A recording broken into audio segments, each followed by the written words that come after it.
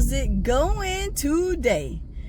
Okay, let me let you know right now. These orders has been horrible. I gave up. I said I'm not working today, trying to keep my mindset right. So I said, you know what? I can do a chit chat video because for the month of August, I want to put something out every single day and see if it makes a difference with my channel. I want to put the work in. I'm striving to do more. I want to be productive. I really want to be a YouTube success. I really do. So I can't keep giving up. I got to set some goals and stick to them. It's so hard to stick to the goals. Okay. So this video is going to be about some things I learned about DoorDash, and it's also going to be story time. Okay. So the first thing is I had talked about in one of my videos how DoorDash had changed the app in my area. So now when you hear the thunder is getting ready to rain again. It's supposed to be like this all week. Okay, so it's going to be a wet kind of week. So the thing is, they changed the app in our area, and so now when I try to get on, it say like if you try and get on and it's gray, it'll say in the bottom, hey, we have enough dashers. So our area is so saturated, it's unbelievable. I'm serious. So if you don't schedule ahead, you're not going to get on. So things have changed within the last week or two, because before you want to get on, just hop on, go ahead and schedule. So let me tell you what happened. So the other day I went ahead and scheduled for 3 days straight. Okay. Splitting the shifts, doing a morning shift and doing an evening shift. Do you know when I went back to do my dash for that next day, the schedule was gone. I was not on the schedule. It was gray. I said, this is unbelievable. So I said, let me go check the other 2 days I had already pre-scheduled for. Same thing. Wasn't a dash anywhere. The daytime or in the evening, everything was just like a clean slate. I said, that's wrong. Let me know if that happened to any of y'all. You scheduling yourself for a dash and it magically disappear you off the list, because that's what happened to me. And also, it's another thing that's going on with this little pilot program they got for my area, is that I had a customer the other night that said, hey, you're a top dasher, which I didn't even know what she was talking about. Okay, because I really don't like to check my ratings, because people rate you and say stuff just to make them feel good. Some people, I don't care what you do, you're not going to get that 5-star rating. Okay, so to keep myself motivated and hyped up and not be worrying in the back of my mind, hey, I got 4 and 3 stars and it's going to take me a whole year to get it off. Y'all know how it is. It never adds up right. So I don't look at it. So she said, yeah, you're a top dasher. DoorDash informed me immediately that you was a top dasher. And not only that, they also tell them how many deliveries you have delivered with DoorDash. I mean, what good is that? Just let the customer know this. Hey, they've done 200 deliveries. They've done 10,000 deliveries. What does that matter with you making that delivery and you providing the service? Why do they have to know how many deliveries you got in? You know what I'm saying? So hit me up in the comments and let me know what you think, because there's some kind of thoughts that I've been thinking. Why tell them so much information? All they could have said was, hey, top dasher, give extra tip them well, you being treated with TLC, things like that, instead of giving them privy to too much information. And then another thing, listen, these customers, boy, they've been slick. Okay, let me tell you what happened. Okay, so I've been having an influx of people with needing a 4-digit PIN. Before, I have one every other day or every couple of days. I've been having customers that have 4-digit PINs every dash I've been doing. 3 and 4 customers have to have a 4-digit PIN. So I don't know what's up with that. I don't know if they're trying to convert over and start doing like Uber Eats does, or if the customers are complaining, saying they're not getting their stuff. So they're trying to do what? Damage control. They're trying to keep the cost down, so keep them from having to refund stuff that the customer actually already got. So let's keep going. So the customer, this one particular customer had a long drawn out message. Okay. Now this happened to me last night.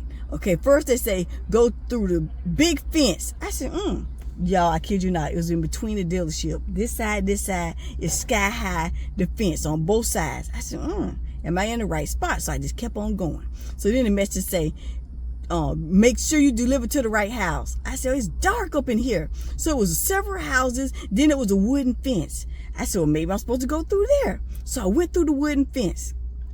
I said, I don't see. They said, well, look for a red car.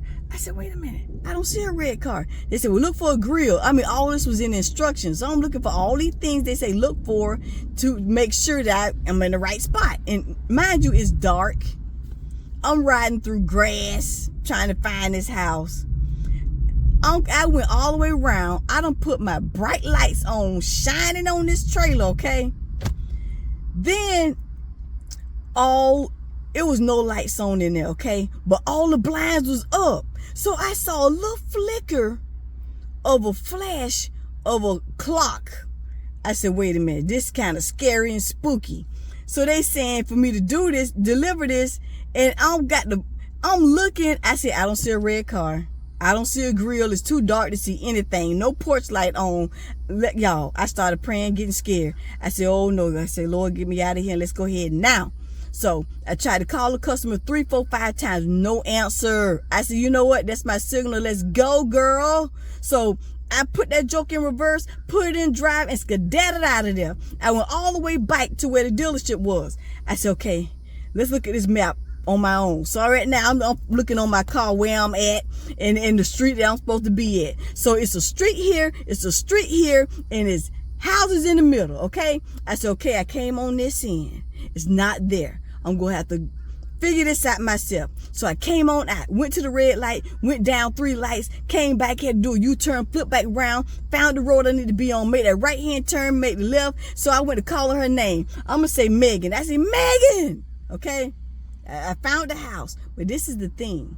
There was no way I was getting in there from that side because they was locked up like Fort Knox, baby, okay? So they had the high fence. They had the barbed wires. They had the fence. You know how it had to be angled like that? And the barbed wire? Yeah, you ain't getting in there. And then they had beware of dog, and everything was locked up. I said, you know what? This is spooky scary. So I saw somebody getting out their vehicle with a dog running. I say, so I called the name again. She said, it's me. Let me put the dog up. She said, I saw you over there trying to catch you, but I couldn't catch you in time. So mind you, it was another building that was on the other, and her house was on the other side of the other building. You couldn't even see it from where I was at. And I wasn't about to take the chance of somebody saying, who's on my property? You know what I'm saying? Because I am on somebody's property. And I said, you know what? I don't need this kind of mess. I got to start getting my orders during the day because it's getting too scary out here to try and make these deliveries, okay? So it was a double delivery. So she came, I said, ma'am, I tried to find it, but nothing you said was matching up. And in the messages, okay, said, if you do everything right, and it said multiple times, leave it at my door on top, leave it at my door in the bottom, I would give you a cash tip. How am I going to get the cash tip? If I couldn't find a house, and then on top of that is leave it at my door.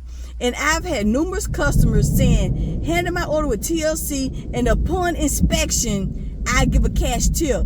Do they think we dumb? Okay. How we gonna get that cash tip if you saying leave it at your door, and upon inspection of the delivery being successful, then you gonna give a cash tip? Who's falling for that? I knew I wouldn't get that cash tip in the beginning. There's some crazy stuff going on. So they're trying to find a way to, these customers are being alerted by DoorDash, hey, you're not tipping, so it might be a while for you to get your order. So now they're finding ways to basically bait us into taking these orders and delivering it in hopes of a cash tip. I'm not falling for that. If I'm going to take the order, I'm going to take the order, because these customers are getting very crafty of getting their orders for no tip, okay? I knew I wasn't getting it, but it was funny and comical of how they saying this. Numerous customers doing this, y'all. So I don't know if it's going on in y'all area, but it's going on.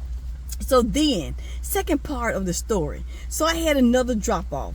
So this one was a 4-digit pin. So I'm riding there, it's dark, I'm already thinking, so I'm already pre-looking what the house looked like and of the previous dasher. So once I got there, I pulled in, cut my flashes on, and would you have it, I'm coming through the walking through the driveway, okay? It done started to rain. Walking through. So as I'm walking up, he coming out, the slung the door open. Now I'm 5'2", okay? He about 6'4", 6'5", all day long. I said, oh my goodness. I said, I'm trying to push. I've arrived, so I can go ahead and go to the next step, get this pin in, so I can skedaddle out of there. So, would you have it? The app glitched. I said, oh no. Okay, so I'm thinking in my mind, okay, this guy 6'4", he not friendly, he straight face on me like this. I'm saying, sir, I'm sorry, the app glitching. The whole time he didn't say nothing to me at all. I said, sir, the app glitching. I'm trying to get it in there, hanging there with me. I'm getting it, trying to make conversation while I'm trying to get in this app. And in my mind, I'm saying, okay, maybe something off with this dude. I don't know what's going on. It's dark. I'm a woman. I'm short. You know what I'm saying? A lot of factors are in there. So I'm thinking, okay, I got 1 foot here, 1 foot there. Okay, I'm thinking football. Okay. When I used to take my son to football practice, they always talk about the swim move. So if anything go down, do the swim move, you know what I'm saying? Do what I got to do and run out and run back to my car, hit that panic button, whatever. I'm just thinking this the whole time when I'm trying to get this app to work. So got out, wind up, get back in, the app work. Remind you, I had to have a 4-digit pin, okay? So I'm talking, the man not talking to me. He holding his phone up like this for me to see the 4-digit pin and to key it in. So I'm hurrying up, keying it in. It worked. I gave him his package. Have a nice day, sir. He turned around, stone face, and walked back in his house. And I ran to my car, got in and left. I said, you know what? It got to be a better way, y'all. It got to be a better way for me to make my money. Because I'm finna stop this night mess, okay? I'm finna stop it. It's too much weird, freaky stuff go on at night. I mean, it was fun in the beginning. But now it's starting to get scary, okay? That story time is raining. Listen, I'm finna go home and grab me something to eat because I'm not working today. If you feel me, give it that thumbs up, like, comment, and subscribe, baby, because I'm coming through all month long. All month long of August. Can y'all rock with me, support me, and be there for me? And I know a lot of you already have. Thank you for that. I appreciate it. And let's make August amazing, okay? Until next time, my friend. See you.